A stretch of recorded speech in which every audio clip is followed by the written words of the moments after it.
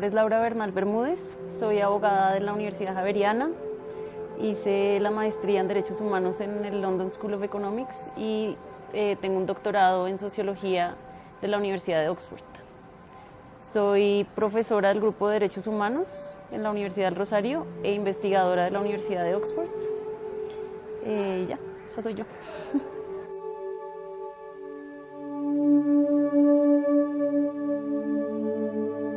Mi investigación en relación con el conflicto armado en Colombia ha sido buscar como una aproximación multiactor al conflicto que investigue puntualmente el rol de las empresas en las graves violaciones a los derechos humanos en Colombia.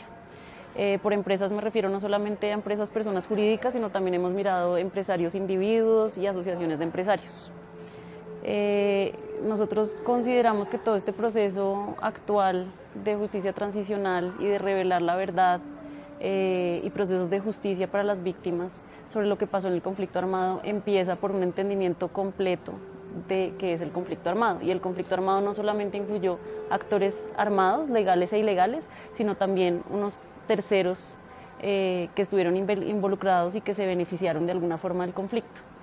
Entonces lo que hicimos fue codificar todas las sentencias de justicia y paz que salieron hasta el 2015, porque los paramilitares, a pesar de que en justicia y paz no se podía juzgar empresarios o terceros, los paramilitares en sus confesiones sí empezaron a hablar sobre el tema. Entonces lo que hemos encontrado es que básicamente en Colombia, en los últimos 35 años, hemos tenido casi 61 procesos de paz entre actores armados del conflicto y el gobierno. Y en esos, en la narrativa de verdad, nunca se habló sobre el tema del rol de empresarios o del empresariado en la violencia y en las graves violaciones a los derechos humanos. En Justicia y Paz no pasó algo distinto. En Justicia y Paz el enfoque era solamente paramilitares y actores armados, pero en las confesiones empezó a surgir el tema de esos vínculos y esas relaciones entre la violencia paramilitar y algunos empresarios o actores económicos en Colombia. Nosotros quisimos hacer un estudio más sistemático de esos hallazgos que hizo Justicia y Paz para mirar qué tipo de actores económicos estuvieron involucrados, en qué tipo de violaciones, en qué zonas del país, y con esa caracterización del fenómeno empezar a proponer formas de mejorar la condición de las víctimas para que se garanticen sus derechos a la verdad, la justicia, la reparación y las garantías de no repetición. Entonces elaboramos un reporte con De Justicia, porque trabajamos de la mano con sociedad civil, con De Justicia, en el que básicamente mostramos en esas sentencias de justicia y paz hasta el 2015 qué se dijo sobre el fenómeno. Y lo que encontramos fue muy interesante. Encontramos, por ejemplo, que a nivel internacional hay un énfasis muy grande en este tipo de vínculos o de participación en violencia por empresas en multinacionales. Y sin embargo en Colombia tenemos una proporción muy alta de la muestra que tenemos que cuenta otra historia. Cuenta la historia de los empresarios nacionales, pequeños y medianos, y de individuos, empresarios individuos y no personas jurídicas. Entonces ese es un universo de casos que no ha sido enfrentado a nivel regulatorio, que no ha sido abordado tampoco por la justicia y que representa una brecha de impunidad muy grande para las víctimas. Llegamos ahora a este proceso actual con las FARC de paz que culminó, pues digamos, con un acuerdo en el 2016 y que está ahorita en implementación. Y parte de la implementación son dos mecanismos principales de justicia transicional, que son la JEP, la Jurisdicción Especial para la Paz, y la Comisión de la Verdad.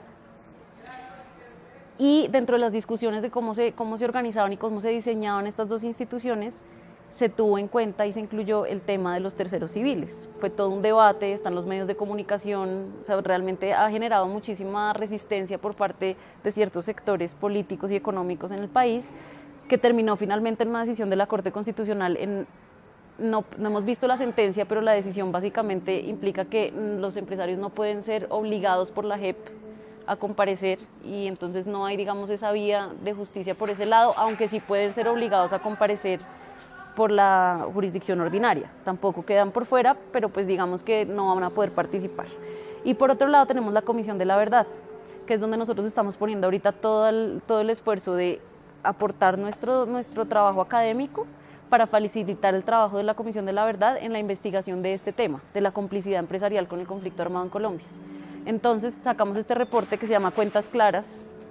y este reporte lo que invita a la comisión es a investigar el tema de forma seria, de forma objetiva y entendiendo como toda la complejidad del fenómeno, la complejidad del sector empresarial en Colombia, que esto no es una cacería de brujas, no fueron todos los empresarios, no son, son algunos empresarios, y hay que identificar cuáles fueron víctimas también del conflicto armado, porque esto nosotros hablamos solo de complicidad empresarial porque es nuestra línea de investigación, pero los empresarios también fueron víctimas, y ese límite entre ser uno victimario y víctima en un conflicto de 50 años, pues digamos que es difícil de trazar, y la comisión tiene que manejar esas complejidades, esas dificultades al momento de investigar el tema. ¿Qué más encontramos? Como hallazgos interesantes fue ese tema, ese universo de casos que ha sido dejado de lado completamente por discusiones académicas y regulatorias internacionales, que son los nacionales y los individuos empresarios. También encontramos, por ejemplo, una distribución importante de los casos en el norte del país. Es decir, los paramilitares hablaron mucho de complicidad empresarial en el norte del país, pero el sur del país parece como si no hubiera nada, cuando en realidad eso no es cierto. Entonces también los hallazgos invitan a una búsqueda adicional de información, a seguir indagando para ver qué pasó en el sur del país y cómo ayudar a las víctimas a que tengan pues una garantía de sus derechos mínimos a la verdad y la justicia.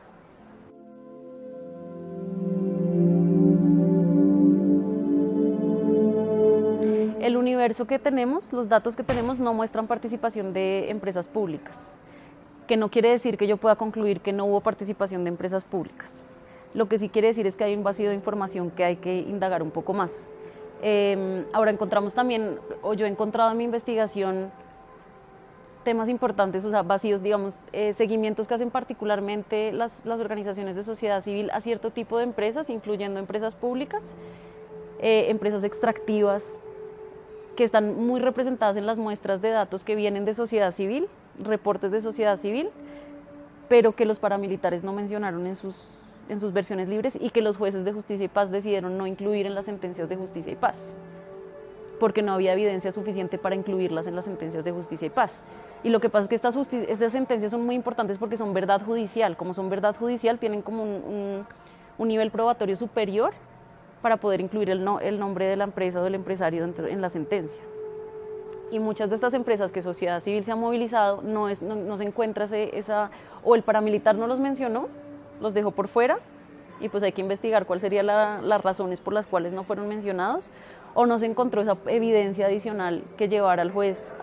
a tener la certeza suficiente para incluirla dentro de la sentencia. Entonces este ejercicio lo que muestra es lo que hay, que es bastante, o sea, son 439 menciones en sentencias de justicia y paz desde el 2011 al 2015, y tenemos muchas sentencias que han salido desde entonces, es decir, la muestra pues crece. Son bastantes, son 439, pero no son, por ejemplo, eso es un mito, las 16.300 actores económicos con compulsas que salen de justicia y paz, eso se encuentra en todos los periódicos del país. Hablaban de 16.000 empresarios involucrados en el conflicto, eso no es cierto. Esas 16.000 compulsas en realidad terminan siendo 439, 700 casos, el número es mucho menor, y la idea de este ejercicio también era desmitificar y verificar esas verdades y esos números que a veces se lanzan al aire en los medios y se usan de forma irresponsable, porque en realidad hemos averiguado que esas 16.000 compulsas incluían todo tercero que no fueran los grupos paramilitares, y eso incluye políticos, incluye sacerdotes, incluye militares. Entonces es un universo muchísimo más amplio, y si uno lo descompone más o menos sabemos que son como en realidad 700 compulsas en contra de actores económicos, y puede ser más de una compulsa por actor económico, entonces pueden ser menos actores económicos. Entonces el tema es que esto no es una cacería de brujas de identificar, empezar, digamos, ya llamar al empresariado, sino realmente para desmitificar y volver serio el estudio de qué fue lo que pasó con el empresariado, más allá de lo que uno escucha en medios de comunicación de las 16.000 compulsas, o de las multinacionales, o de las empresas grandes, cuando hay todo un grupo de estos actores económicos que han quedado por fuera de los medios de comunicación, que es la forma en que yo creo las personas se aproximan al conflicto armado y a cómo entienden el conflicto armado.